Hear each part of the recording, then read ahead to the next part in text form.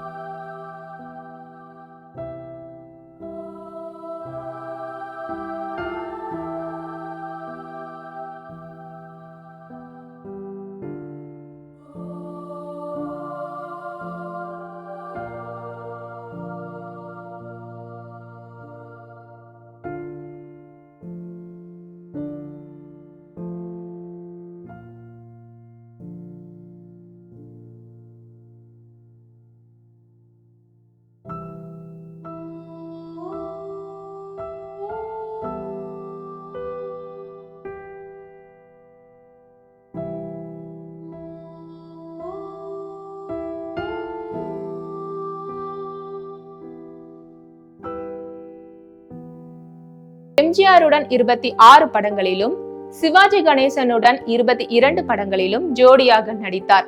ஜெமினி கணேசனுடனும் நிறைய படங்களில் நடித்தார். படப்பிடிப்பில் ஒழுங்கு, காலம் தவறாமை ஆகியவற்றுக்கு புகழ் பெற்றவர். அன்றைய கதாநாயகிகளில் அதிக சம்பளம் வாங்கியவர் என்ற பெருமையும் கொண்டவர். திருமணத்துக்கு பிறகும் படங்களில் கதாநாயகியாக நடித்தார்.